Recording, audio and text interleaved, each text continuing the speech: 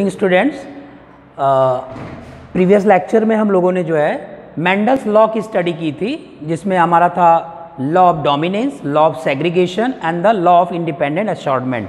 Clear? जिसमें 9:3:3:1 9 अनुपाते 3 अनुपाते 3 अनुपाते 3 में हम लोगों ने रिजल्ट प्राप्त किया था। ठीक, आज हम लोग पढ़ने जा रहे हैं रेप्लिकेशन के बारे में, द्विगुणन विभाजन। क्योंकि हम जीन पढ़ रहे हैं तो जीन में हमने डीएनए के बारे में पढ़ लिया और आरएनए के बारे में पढ़ लिया। क्लियर? तो जीन पढ़ने जा रहे हैं तो जीन में डीएनए के बारे में हमने स्टडी किया, डीएनए के पूरे स्ट्रक्चर के बारे में स्टडी किया। अब वो जब डीएनए का रेप्लिकेशन, द्विगुणन विभाजन कैसे होता है। क्लियर? डीएनए अगर विभाजित होता है तो किस में कन्वर्ट होता है। इसमें क्वेश्चन ऐसे पूछा जाएगा, डीएनए का कन्वर्जन अगर आरएनए में हो रहा है तो उस प्रोसेस को क्या कहते हैं, या फिर उसमें कौन से एंजाइम पार्टिसिपेट करते हैं। तो फर्स्टली सपोज अगर हम रेप्लिकेशन की बात करें, रेप्लिकेशन का मतलब होता है द्विगुणन विभाजन।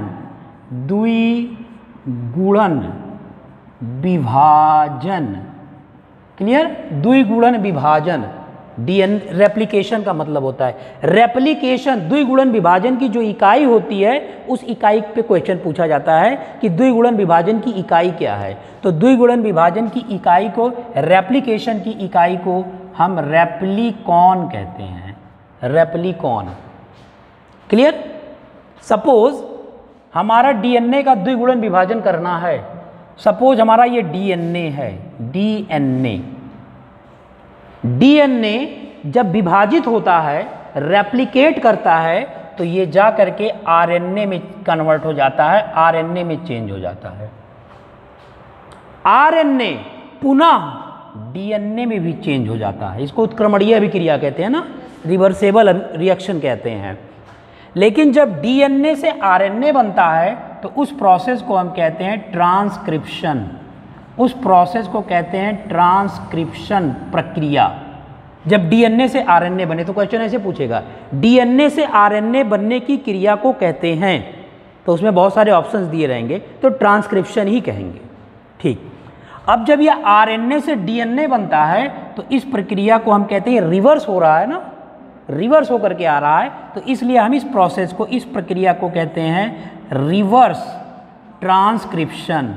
Reverse transcription. इतना क्लियर हो गया? डीएनए से आरएनए का बनना ट्रांसक्रिप्शन प्रक्रिया कहलाता है और आरएनए से पुनः डीएनए में कन्वर्ट होना रिवर्स ट्रांसक्रिप्शन कहलाता है। अब प्रश्न ये है कि डीएनए से आरएनए, अगर हमारे शरीर में डीएनए का द्विगुणन विभाजन हो रहा है तो हमारा डीएनए ट्रांसक्रिप्शन प्रक्रिया के माध्यम से आरएनए में चेंज हो जाएगा। लेकिन आरएनए से डीएनए में कैसे चेंज होगा? आरएनए से पुनः डीएनए में चेंज विषाणुओं में होता है, वायरसेस में होता है। एक क्वेश्चन ये है कि प्रक्रिया हमारे समझ में आ गई कि किस प्रोसेस, किस प्रक्रिया के थ्रू ये कन्वर्जन हो रहा है।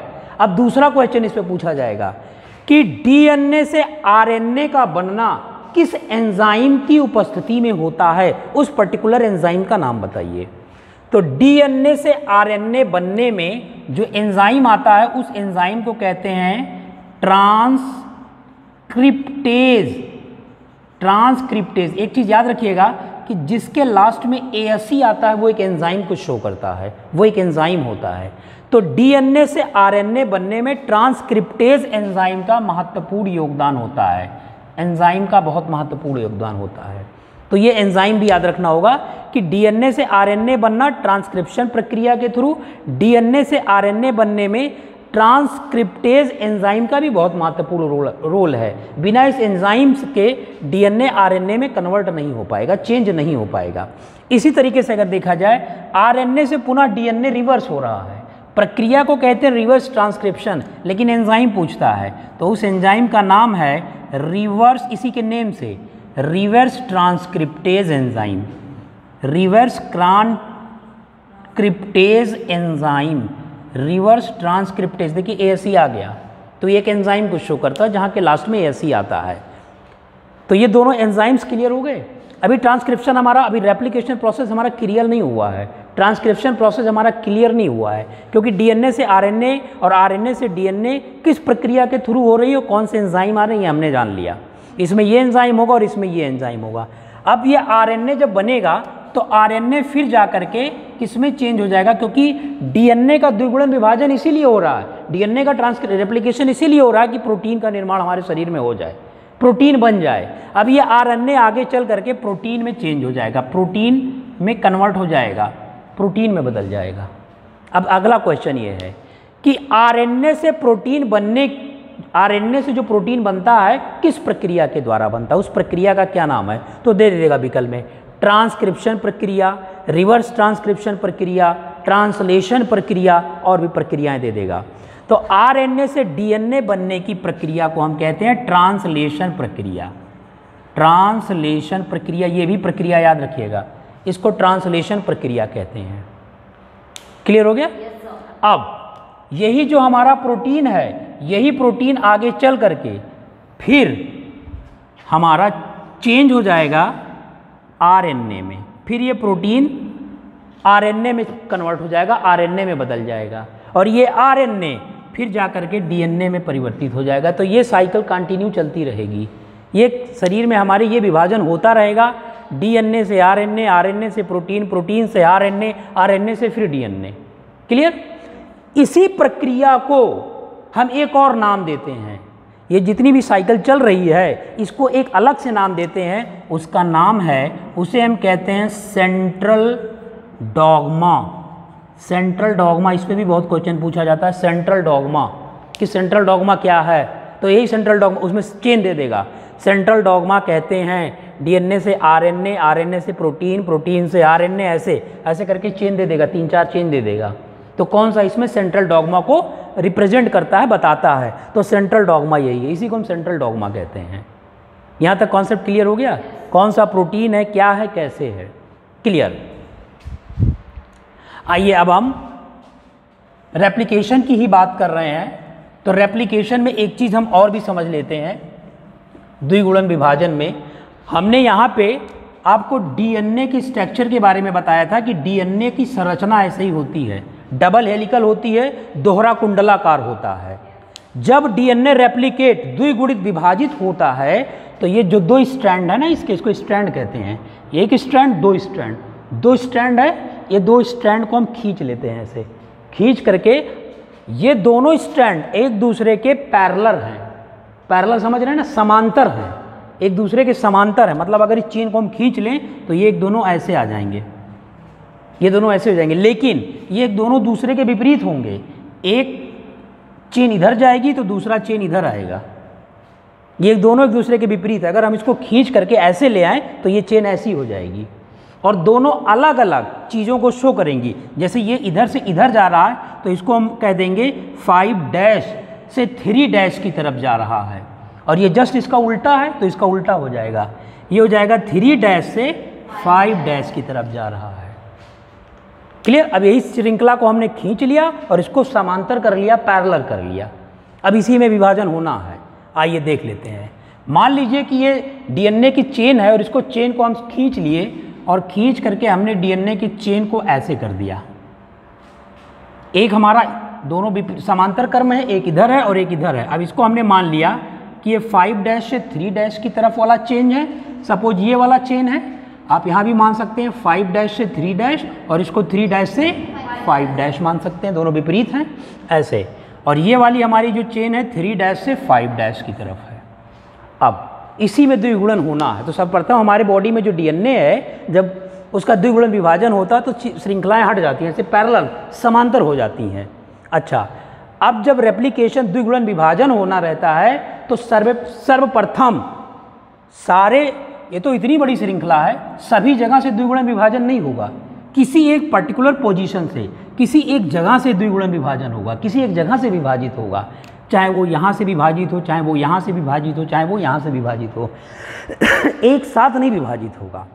ठीक है, तो उसी को हम कहते हैं रेप्लिकॉन साइट, क्योंकि हमने आपको बताया कि रेप्लिकेशन की इकाई को हम रेप्लिकॉन कहते हैं।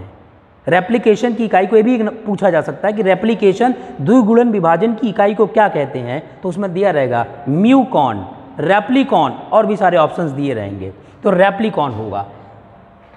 तो सर्वप्रथम जब रेप्लिकेशन होगा, डीएनए का द्विगुणन विभाजन होगा, तो वो अपने रेप्लिकॉन साइट को खोजेगा कि कहाँ से उसको विभाजित करना है।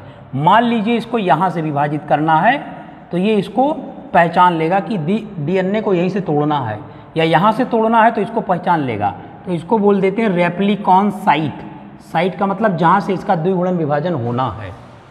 ठीक है, अब जब ये द्विगुणन विभाजन होना है, तो अच्छा एक चीज़ और है, ये तो देखने में तो ऐसे लग रहा है कि हम तो बता दे रहे हैं ऐसे होता है वैसे होता है, बट इसको एक्सपेरिमेंटली अगर हमको करना हो, लैब में करना हो, तो हम कैसे करेंगे, ये प्रश्न है ना। ये तो थ्योरी है, तो थ्योरी जो है उतनी क्लियरिटी नहीं होती है जब तक हम उसको लैब में नहीं करते हैं। अब ये तो सर बता दिए कि ऐसे चेन है, ऐसे तोड़ लिया, ऐसे कर लिया।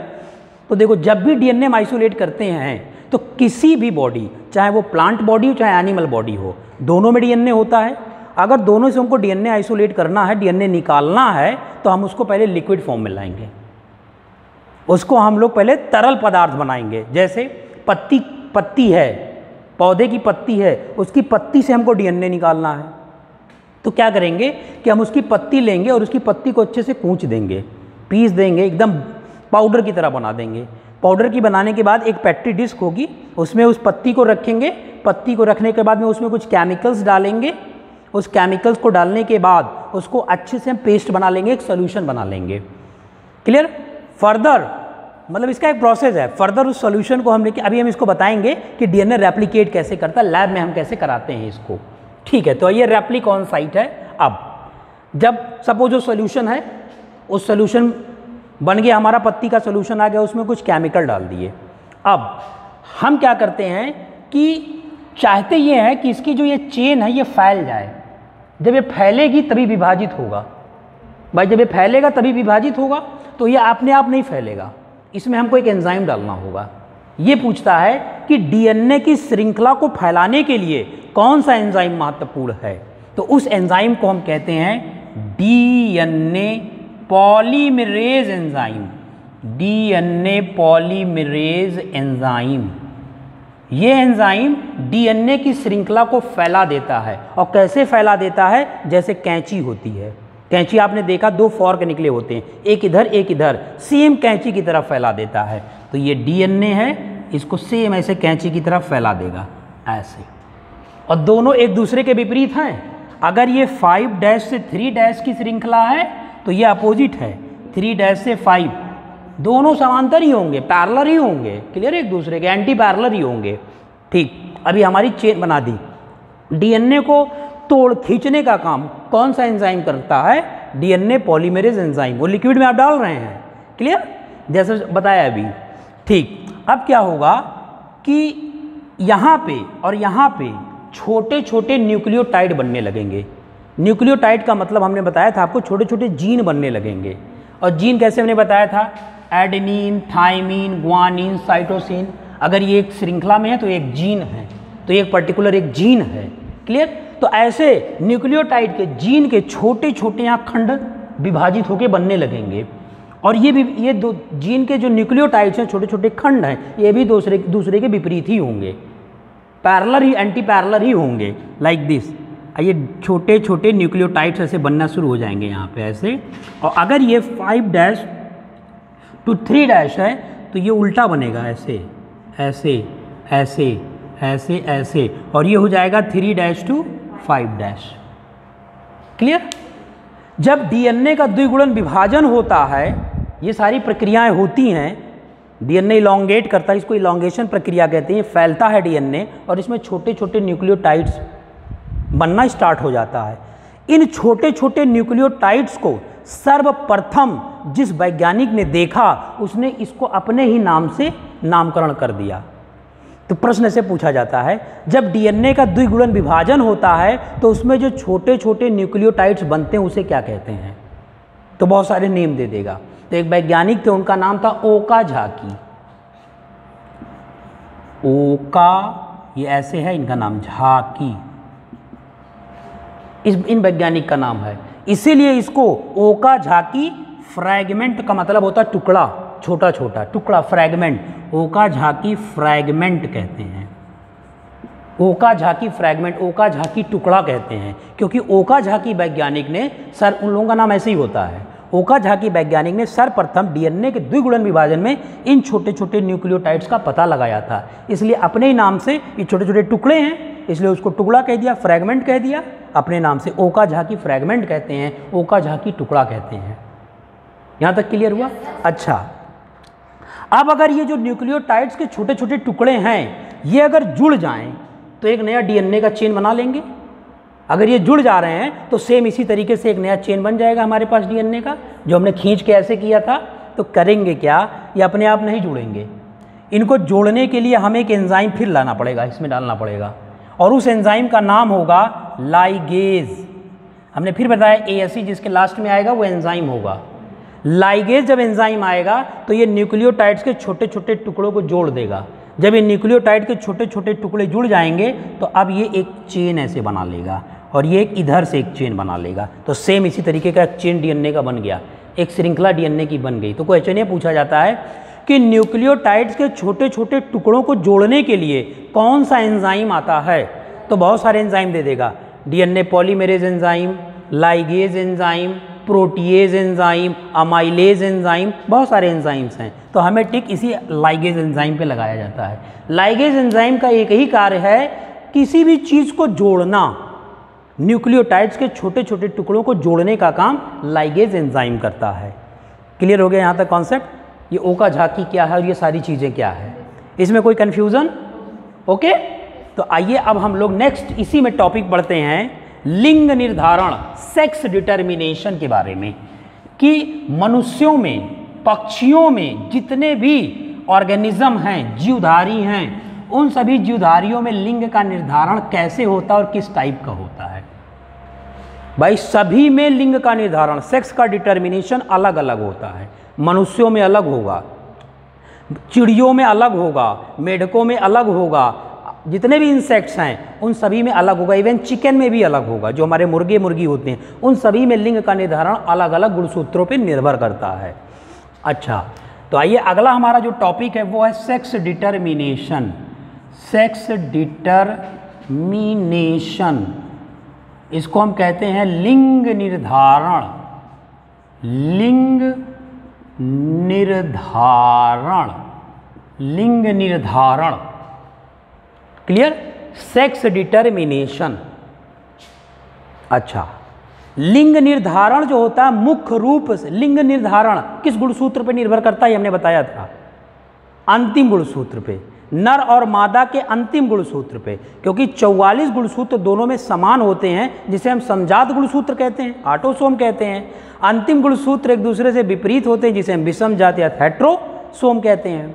चलिए, तो जो सेक्स का डिटर्मिनेशन होता है, लिंग का निर्धारण, वो सभी प्रकार के जीवधारियों में दो प्रकार का होता है। एक को हम कहते हैं हेट्रोगैमेटिक, अभी बता रहे हैं, हेट्रोगैमेटिक मेल। मेल माने होता है नर, हेट्रो माने भिन्न, गैमेटिक का मतलब युग्मक, नर का भिन्न युग्मक, नर भिन्न युग्मक।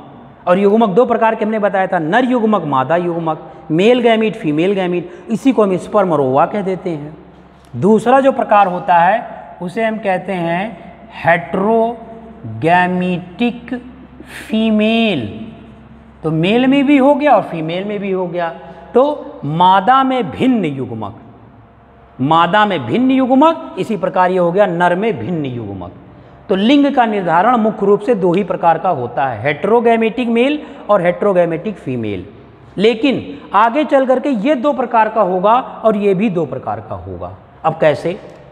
जो मेल वाला है, नर वाला है, ये दो प्रकार का होता है, X0XX, और दूसरा हमारा होता है XX और XY। इसको हम कहते हैं टाइप, प्रकार, टाइप प्रकार। कभी कभी बुक में लिखा रहता है X0XX, बच्चे इसको XO मान लेते हैं कि XO, तो O गुणसूत्र नहीं होता है। एक गुणसूत्र की कमी हो सकती है या गुणसूत्र बढ़ सकता है, लेकिन O गुणसूत्र नहीं होता है, इसलिए ये O ना होकर के ये 0 होता है। मतलब ये हुआ कि इसमें एक गुणसूत्र की कमी है, क्योंकि गुणसूत्र हमेशा पेयर में होंगे, जोड़े में होंगे। ये भी जोड़े में है, ये भी। यहाँ अगर नहीं है तो गुणसूत्र की कमी है। ठीक, तो हमारा जो नर युग्मकी होगा वो नर युग्मकी 2 प्रकार का होगा। इसी प्रकार जो मादा युग्मकी होगा ये भी 2 प्रकार का होगा। इसको हम कहेंगे, एक को ZZ एंड ZW प्रकार का, और दूसरा हमारा होगा ZZ एंड Z0 प्रकार का, टाइप प्रकार का। अब इसमें 0 का मतलब इसमें भी एक गुणसूत्र की कमी है, क्लियर। और हम ये भी जानते हैं कि जो हमारे अगली पीढ़ी का निर्माण होता है, जो हमारे बच्चे बनते हैं, वो नर के गुणसूत्रों पे निर्भर करते हैं। X का गुणसूत्र मादा के X से अगर फर्टिलाइज होगा, फ्यूज़ करेगा तो मादा होगी, डॉटर होगा। अगर Y X से फ्यूज़ कर जाएगा, मिल जाएगा तो सन होगा, बेटा होगा, क्लियर। नर के गुणसूत्र ही मेन होते हैं, वही फ्यूज़ करते हैं। तो मुख्यतः लिंग का निर्धारण इस पृथ्वी पे जितने भी जीव हैं, यही 4 प्रकार का होता है। जितने भी जीव इस पृथ्वी पर विद्यमान हैं, इसके बाद का किसी प्रकार का नहीं है। अब ये 4 विकल्प अगर दे दिया है, ये भी type, A B type, A B type, A B type, और पूछ लिया इन चारों विकल्पों में मनुष्यों में किस प्रकार का लिंग का निर्धारण होगा, कौन सा प्रकार सही होगा, मनुष्यों में लिंग के निर्धारण का एकदम साफ साफ दिख रहा होगा, यही सही होगा। क्योंकि हम जानते हैं कि XX और XY टाइप का गुणसूत्र हम लोगों में होगा तो यही सही होगा।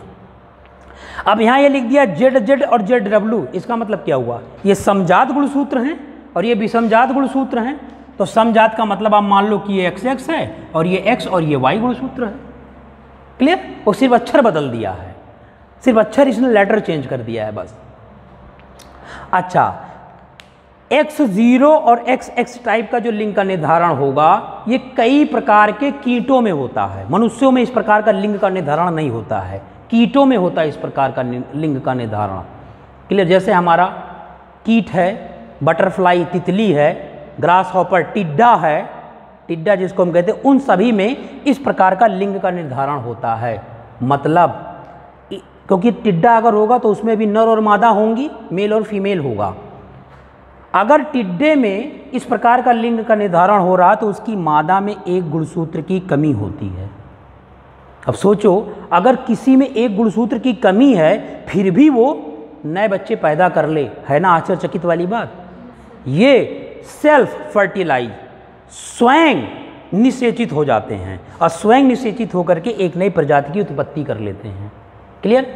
ऐसे ये जो 2 प्रकार का लिंग का निर्धारण है, ये भी जैसे रेप्टाइल्स हैं, जैसे क्रोकोडाइल है, मगरमच्छ है, एलिगेटर है, क्लियर। और हमारा बहुत सारे और भी एनिमल, इंसेक्ट, कीड़े मकोड़े हैं, चिड़ियाँ हैं, मुर्गियाँ हैं, उन सभी में इस टाइप का लिंग का निर्धारण होता है, क्लियर। अगर पूछ लेगा कि चिड़िए में, बत्तख में कोई पर्टिकुलर नेम दे दिया, उसमें किस प्रकार का लिंग का निर्धारण होगा, तो हमें ये बताना होगा। मनुष्यों में लिंग का निर्धारण ये होता है। तो आइए हम यहाँ पे मनुष्यों के निर्धारण को स्केच के माध्यम से समझते हैं, क्लियर, कि मनुष्यों में जो XX और XY टाइप का लिंग का निर्धारण है वो कैसे होता है। मनुष्यों में जो लिंग का निर्धारण होता है, ह्यूमन की बात हम कर रहे हैं, मनुष्य की बात कर रहे हैं, तो हम ये जानते हैं कि इसमें XX और XY टाइप का होता है लिंग का निर्धारण। मान लीजिए कि ये नर है, ये एक मेल है और ये एक फीमेल है, तो नर के गुणसूत्र क्या होंगे XY और फीमेल के गुणसूत्र होंगे XX, क्लियर। अब इन दोनों में क्रॉस करा दिया जाए तो ये प्रथम पीढ़ी है इनकी, और प्रथम पीढ़ी को हम पैतृक पीढ़ी कहते हैं या पेरेंटल जनरेशन कहते हैं, कल बताए थे। तो ये हमारी पेरेंटल जनरेशन है, पैतृक पीढ़ी है, पेरेंटल जनरेशन है। इनके युग्मक को हम अलग कर लें, तो युग्मक को जब हम अलग करेंगे तो ये नर युग्मक होगा, X बनाएगा और ये Y बनाएगा। इनके युग्मक को हम अलग करेंगे तो ये X बनाएगा और ये Y बनाएगा। तो ये नर युग्मक होगा और ये हमारा मादा युग्मक होगा, क्लियर हो गया। हाँ, XX होगा, ये XX होगा, क्लियर।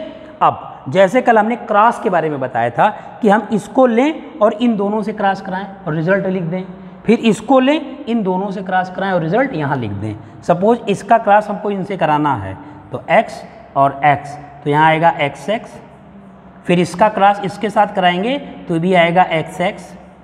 अब इसको लें, इसका क्रॉस इससे कराएंगे तो ये भी आएगा XY और इससे कराएंगे तो भी आएगा XY। रिजल्ट क्या देख रहे हैं, दोनों 50-50% आ रहे हैं। तो ये 50% में क्या होगी, गर्ल होगी, और ये बॉय होगा, लड़का होगा। क्लियर। लेकिन दोनों के क्या चांसेस होंगे, 50-50% चांसेस होंगे। 50-50% लड़का भी हो सकता है और लड़की भी हो सकता है। ये डिपेंड करेगा मेल के XY गुणसूत्र पर, यानी नर होगा या मादा होगा, उसकी अगली पीढ़ी में ये किस गुणसूत्र पर निर्भर करेगा, नर के गुणसूत्र पर निर्भर करेगा। इसका जो गुणसूत्र मादा के जिस गुणसूत्र से फ्यूज करेगा वही रिजल्ट आ जाएगा नीचे। क्लियर हो गया। तो इस प्रकार से मनुष्यों में लिंग का निर्धारण होता है। क्लियर हो गई यहाँ तक। ओके। अच्छा, अगली चीज़ है भिन्नताएं। जीन में एक टॉपिक और भी आता है, वेरिएशंस। भिन्नताएं क्या होती हैं और भिन्नताएं कितने प्रकार की होती हैं, कुछ जानते हैं भिन्नताओं के बारे में। जैसे हमने कल आपको बताया था कि जीन में अचानक होने वाले परिवर्तन को उत्परिवर्तन कहते हैं। Suddenly change in gene is called mutation, उत्परिवर्तन कहते हो। इस उत्परिवर्तन का पिता किसको कहा जाता है, ह्यूगो डी व्रीज को कहा जाता है। अब अगला हमारा ये है भिन्नताएं, वेरिएशंस। वेरिएशंस क्या हैं, ये भी हमें जीन में पढ़ना। भिन्नताएं, भिन्नताएं, भिन्नताएं का मतलब जीन में जो परिवर्तन हो रहा है, उस परिवर्तन से जो नई प्रजातियां उत्पन्न हो रही हैं वही भी भिन्नताएं हैं। जीन में जो परिवर्तन हो रहा है, उस परिवर्तन से जो नई प्रजातियां उत्पन्न हो रही हैं वही भिन्नताएं हैं। तो वेरिएशंस, भिन्नताएं मुख्य रूप से दो प्रकार की होती है। एक को हम कहते हैं प्रजनन भिन्नताएं, जो प्रजनन में होती हैं, और दूसरा कहते हैं कायिक भिन्नताएं, जो हमारे शरीर में होती हैं। तो भिन्नताएं दो प्रकार की होती हैं। एक को तो हम कहते हैं जर्मिनल। जर्मिनल का मतलब होता है जर्मिनल वेरिएशन। जर्मिनल का मतलब होता है प्रजनन भिन्नताएं, प्रजनन, प्रजनन में जो भिन्नताएं आती हैं। और दूसरे को हम कहते हैं कायिक भिन्नताएं, सोमैटिक उसको कह देते हैं, सोमैटिक वेरिएशंस। ये कायिक है। कायिक का मतलब ये हुआ जो शरीर में भिन्नताएं आती हैं, शरीर के बाहरी आकार में जो भिन्नताएं आती हैं। क्यों? क्योंकि सोमैटिक शब्द की उत्पत्ति सोमा से हुई है। सोमैटिक की उत्पत्ति सोमा शब्द से हुई है, और सोमा का मतलब होता काय, बॉडी, शरीर, काय। इसको हिंदी में कहते हैं काय। काय माने शरीर, बाय। इसीलिए हम इसको कायिक भिन्नताएं कहते हैं और इसको हम प्रजनन भिन्नताएं कहते हैं। तो भिन्नताएं मुख्य रूप से दो ही प्रकार की होती हैं। एक हमारा है प्रजनन भिन्नताएं और दूसरा हमारा है कायिक भिन्नताएं। अब दोनों समझ लेते हैं। जर्मिनल जो हमारा प्रजनन भिन्नताएं हैं, जब बच्चा माँ के गर्भ में पलता है, भ्रूण में परिवर्तित होता है, तो उसी समय उसके जीन में परिवर्तन हो जाता है। उसी समय मादा के शरीर के अंदर ही जीन में परिवर्तन हो जाता है। और जीन में परिवर्तन होने से जब वो बच्चा शरीर से बाहर आता है तो उसके शरीर में कुछ विशेष प्रकार के परिवर्तन देखने को मिलते हैं। कभी कान बड़ा हो जाएगा, आँखों का रंग अजीब टाइप का हो जाएगा, नीला, पीला या किसी भी तरीके का। बाल ज़्यादातर काले होते हैं, हो सकता है उसका भूरा हो जाए, घुंघरैला हो जाए, किसी भी प्रकार। तो इस प्रकार की जो भिन्नताएं होगी माँ के भ्रूण में ही हो जाएगी, प्रजनन के समय ही हो जाएगी। इसीलिए हम इसको जर्मिनल वेरिएशन या प्रजनन भिन्नताएं कहते हैं। दूसरा कायिक भिन्नताएं। कायिक भिन्नताएं का मतलब जब वो बच्चा शरीर से बाहर आ जाए और बड़ा होने लगे तो उसके शरीर पर कुछ वायुमंडलीय कारक प्रभावित हो जाएं। वायु जब बाहर आएगा तो भिन्न प्रकार के वायुमंडल में रहेगा। गंदा भी वायुमंडल होगा, अच्छा भी वायुमंडल होगा, पॉल्यूशन भी होंगे, कई प्रकार के माहौल में वो रहेगा। क्लियर? तो उससे भी उसके शरीर प्रभावित होगा। जब उसका शरीर प्रभावित होगा तो उसके शरीर में जो जीन है वो प्रभावित होंगे। जब जीन प्रभावित होंगे तो उसके शरीर में एकाएक चेंजिंग आने लगेगी। कभी कभी बच्चे जब बड़े होने लगते हैं तो हमको दिखाई देता है कि अब इसके अंदर कुछ चेंज आ रहा है, कुछ परिवर्तन आ रहा है। तो ये बाहरी शरीर में जो परिवर्तन आता है जन्म के बाद, उसे हम कायिक परिवर्तन कहते हैं। और मादा के भ्रूण में, मादा के गर्भ में जो भ्रूण में परिवर्तन होता है उसे हम प्रजनन परिवर्तन कहते हैं। तो यही दोनों परिवर्तनों में अंतर हैं। क्लियर? अब वायुमंडल कैसे हमको हमारा इन्वायरमेंट, हमारा जो वायुमंडल है, वातावरण, वो हमको अगर प्रभावित करता है तो हमारे जीन प्रभावित हो जाते हैं। तो हमारे जब जीन प्रभावित होंगे तो हमारे बाहरी शरीर के आकार में परिवर्तन हो जाता है। इसकी एक बड़ी टेक्नोलॉजी है, यहाँ इंडिया में नहीं अमेरिका में है ये टेक्नोलॉजी, कि अगर बच्चा बड़ा हुआ और उसके जीन में अचानक परिवर्तन आ गए, क्लियर, वो बच्चा जब जीन में परिवर्तन आ गए तो देखने को ये मिलता है कि बच्चा तो 10 साल तक 8 साल तक बहुत अच्छा था, लेकिन 10 साल के बाद वो बिगड़ने लगा, स्काउंड्रल हो गया, बदमाश हो गया, ये हो गया, वो हो गया उस, ठीक है। तो यूएसए में एक बहुत बड़ी टेक्नोलॉजी है, डेवलप किया गया है, वहाँ उस बच्चे के जीन को रिपेयर किया जाता है, उसके डीएनए को रिपेयर किया जाता है। क्या किया जाएगा कि फर्स्टली जितने भी बच्चे इस तरह के होंगे उनको समाज से अलग कर दिया जाएगा, ताकि अलग समाज अदर बच्चों पर अफेक्ट ना डालने पाए, नहीं तो उसका भी जीन अफेक्टिव हो जाएगा। उनको अलग करके और उनके ऊपर जीन रिपेयरिंग मैकेनिज़्म लगा दी जाएगी, उनके जीन को लैब में सही किया जाएगा। जो भी जीन उनका डिसबैलेंस है और जिस जीन के डिसबैलेंस से वो सब काम कर रहे हैं उस जीन को सही किया जाएगा। ये बहुत बड़ी टेक्नोलॉजी है, ये यहाँ पे नहीं है, क्लियर, कोई इफेक्ट नहीं होगा, क्लियर। बाय रेज के थ्रू, बाय रेज के थ्रू ऐसे रेज का यूज़ किया जाएगा जो उसकी बॉडी पर लीथल इफेक्ट ना डालें, उसके थ्रू इनके जीन को रिपेयर किया जाता है। जीन रिपेयर का मतलब ये हुआ कि एडेनिन, थायमिन, ग्वानिन, साइटोसिन हैं। सपोज ये जो जीन है, ये जो हमारा न्यूक्लियोटाइड है, ये साइटोसिन के पास चला गया और उस दिन बताए थे हम आपको, और ये वाला जीन यहाँ चला गया। तो जब ये दोनों में रिप्लेसमेंट हो गया, ये इसकी जगह पे चला गया, इसकी जगह पे चला गया, तो जीन में परिवर्तन आ गया। अब वो क्या करते हैं कि इसको इसका सही स्थान देते हैं। अब इसमें जब चेंजिंग आ गया तो उसके शरीर के बाहरी भाग में भी चेंजिंग आ जाएगा, उसके मस्तिष्क में भी चेंजिंग आ जाएगा। तो ये इसी जीन को रिपेयर करते हैं कि उसको फिक्स पोजीशन देते हैं, जहाँ उसको रहना चाहिए वहीं आ जाए, वो वहीं आ जाएगा, तो वो धीरे धीरे इम्प्रूव करने लगेगा वो बच्चा। जिसको हम कहते हैं DNA repair mechanism. DNA repair, repair का मतलब सही करना, इस मैकेनिज़्म के माध्यम से। यहाँ तक क्लियर हो गया कॉन्सेप्ट? ठीक।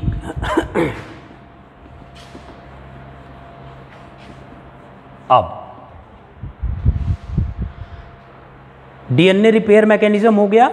अच्छा बताइए, हम लोगों ने क्या क्या पढ़ लिया अभी तक? वेरिएशंस पढ़ लिए और जेनेटिक्स में मेंडल्स लॉ पढ़ लिए और लिंग निर्धारण पढ़ लिया, कितने प्रकार का लिंग का निर्धारण होता है, और क्या पढ़ लिया? उत्परिवर्तन पढ़ लिया। अब यहाँ हम पढ़ने जा रहे हैं मेंडेलियन डिसऑर्डर। मेंडेलियन डिसऑर्डर का मतलब कि मेंडेलियन, जो मेंडल ने अपना नियम बताया, उसके अनुसार मनुष्यों में कौन कौन सी बीमारियां हो सकती हैं। इसका मतलब ये हुआ कि अगर हमारे गुणसूत्रों में परिवर्तन आ जाए तो हमें कौन कौन सी बीमारियां हो सकती हैं।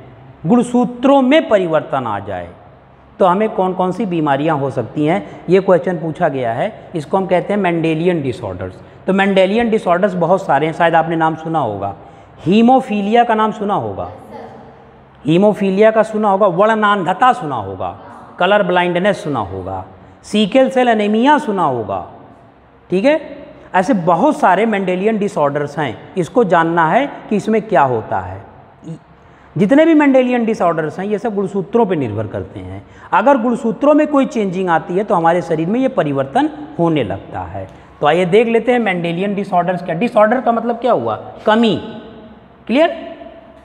तो मेंडल ने बताया कि हमारे अंदर क्या क्या कमियां हो सकती हैं, इसको इसलिए इसको मेंडेलियन डिसऑर्डर का मतलब है कमी, मेंडेलियन डिसऑर्डर कहते हैं। तो बहुत सारे डिसऑर्डर्स हैं, बहुत सारी, लेकिन ज़्यादातर आप देखेंगे सिविल में पूछा गया है, हीमोफीलिया पूछा गया है, वर्णांधता पूछा गया, सीकल सेल एनीमिया के बारे में पूछा गया है। तो लाइए हम यहाँ पे लिख देते हैं पहला हीमोफीलिया, हीमोफीलिया। दूसरा लिख देते हैं वर्णांधता, कलर ब्लाइंडनेस, कलर ब्लाइंडनेस, इसको लिखते हैं वर्णांधता, वर्णांधता। अगला हमारा है sickle cell anaemia, sickle cell anaemia. ये 3 प्रकार के मेंडेलियन डिसऑर्डर्स हमने यहाँ पे लिख दिया। पूछ लेता है हीमोफीलिया में क्या होता है, या इस कलर ब्लाइंडनेस वर्णांधता में क्या होता है, या सीकल सेल एनीमिया में क्या होता है। कुछ आइडिया है हीमोफीलिया के बारे में? ये हीमोफीलिया रोग है क्या? हीमोफीलिया रोग का मतलब ये होता है कि जिस भी व्यक्ति को हीमोफीलिया होता है ये बहुत रेयर, बहुत कम केस में होता है, बहुत कम लोगों को होता है। अगर 100 व्यक्ति हैं तो 100 में मुश्किल से 5 लोगों को हीमोफीलिया होगा, 95 लोगों को नहीं होगा, बहुत कम होता है। लेकिन अगर ये होता है तो जानलेवा होता है। कैसे? हीमोफीलिया किसी को अगर हो गया है तो इसका मतलब ये हुआ कि अगर उसको कहीं चोट लग जाए या उसका हाथ कट जाए तो खून का बहना बंद नहीं होगा, ब्लड क्लॉटिंग नहीं होगा, खून रक्त का थक्का नहीं जमेगा। तो खून का बहना तभी बंद होता है जब रक्त का थक्का जमता है। तो हीमोफीलिया बीमारी में रक्त का थक्का नहीं बनता है, बॉडी से ब्लड हमेशा निकलते रहते हैं और एक टाइम ऐसा आएगा कि शरीर से सारे ब्लड बाहर आ जाएंगे और आदमी मर जाएगा, क्योंकि हमारे शरीर में 5 से 6 लीटर ही ब्लड है, इसका जो एवरेज अनुपात है। तो इसको हम कहते हैं हीमोफीलिया। हीमोफीलिया का मतलब शरीर में ब्लड रक्त का थक्के का ना बनना और शरीर से रक्त लगातार बहना। अच्छा, दूसरा क्वेश्चन इसी हीमोफीलिया से पूछा गया है कि रक्त के थक्का को जमाने में कौन से विटामिन का महत्वपूर्ण योगदान है? विटामिन के, याद रखिएगा, रक्त का थक्का विटामिन के ही करता है। विटामिन के, रक्त के थक्का जमाने में विटामिन के का बहुत महत्वपूर्ण योगदान है। अगर ये विटामिन के नहीं होगा तो रक्त का थक्का नहीं जमेगा। यहाँ तक क्लियर हो गया? अच्छा, दूसरा हमारा है वर्णनांधता। वर्णनांधता क्या होता है? कोई आइडिया? Colour blindness.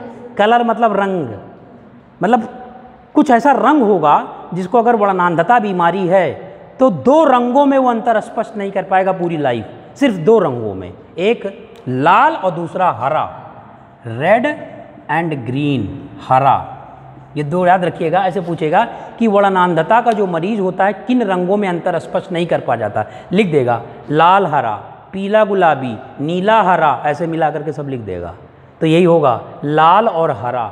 अगर इसके सामने लाल रखोगी तो इसको गुलाबी दिखाई देगा, हरा रखोगी तो इसको कुछ और ही कलर दिखाई देगा।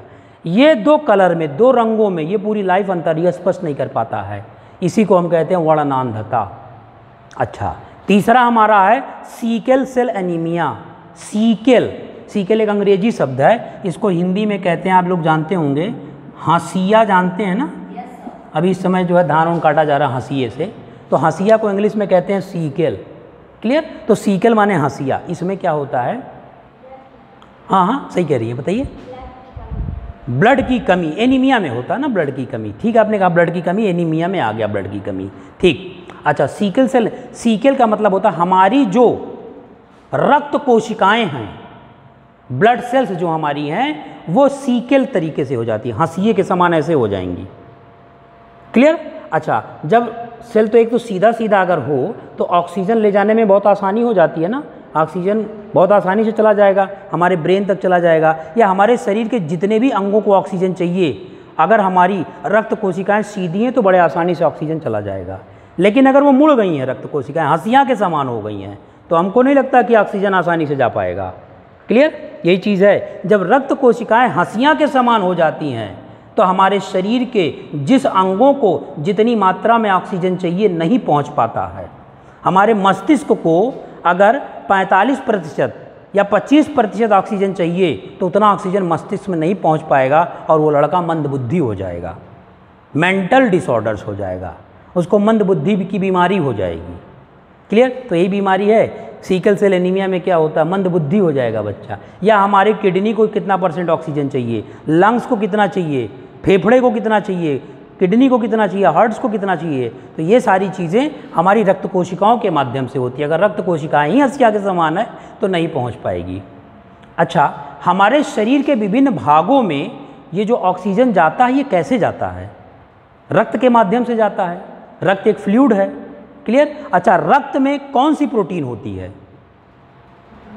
हीमोग्लोबिन प्रोटीन होती है ना। रक्त में हीमोग्लोबिन प्रोटीन होती है और हीमोग्लोबिन एक वर्णक है, पिगमेंट के बारे में हमने बताया था, जो रक्त को लाल रंग प्रोवाइड करता है, लाल रंग देता है।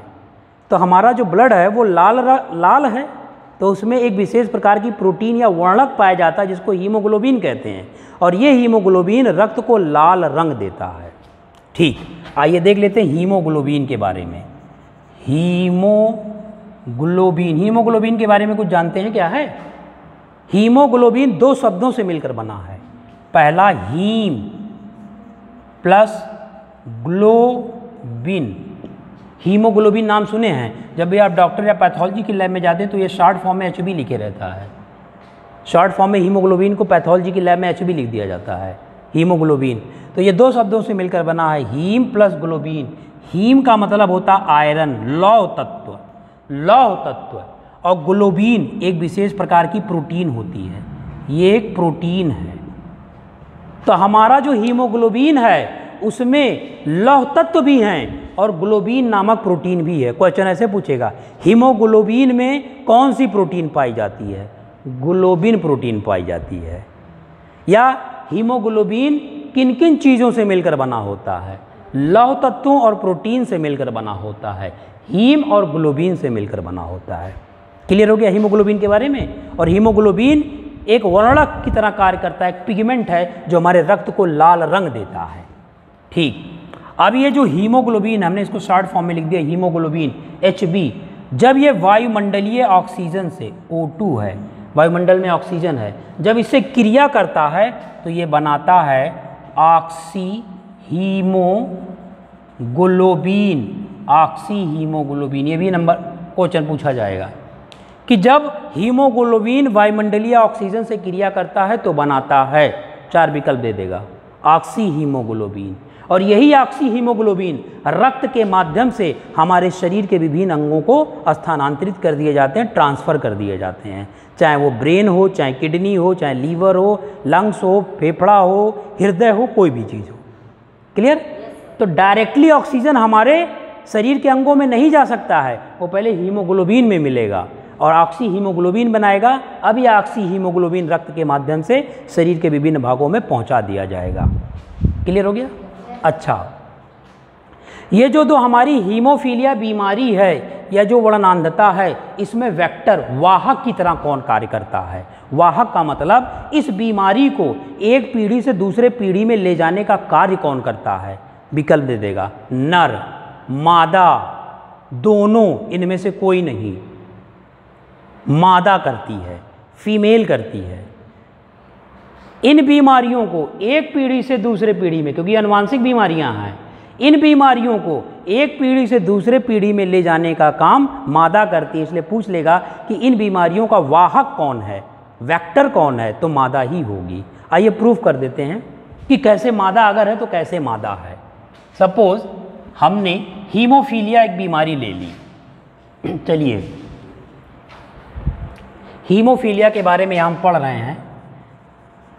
हीमोफीलिया, हीमोफीलिया सपोज ये एक गर्ल है और ये एक बॉय है, लड़का है। गर्ल में जो गुणसूत्र होगा वो होगा XX और बॉय में जो होगा XY होगा। इन दोनों की शादी करा दें, हमने इन दोनों की शादी करा दी तो ये दोनों क्या हो गए? अब इनके जो बच्चे पैदा होंगे तो ये अपने पैतृक पीढ़ी हो गए, पेरेंटल जनरेशन हो गए, तो ये हमारे पेरेंटल PG, पेरेंटल जनरेशन, पैतृक पीढ़ी हो गए। आइए कराते हैं। अब मान लीजिए कि ये जो लड़का है, इस लड़के का जो ये X गुणसूत्र है, इसको हमने घेर दिया। क्यों घेर दिया? क्योंकि इसके X गुणसूत्र को एक बीमारी है, हीमोफीलिया हो गया है, और लड़की का गुणसूत्र हेल्दी है, उसको कोई बीमारी नहीं हुई है, एकदम हेल्दी है, इसकी शादी करा दिए गए। आइए इसके युग्मक को जब हम अलग करेंगे, X और ये X हो गया और ये X हीमोफीलिया हो गया, घेर दिया हमने, और ये Y हो गया। घेरने का मतलब ये इसको हीमोफीलिया है।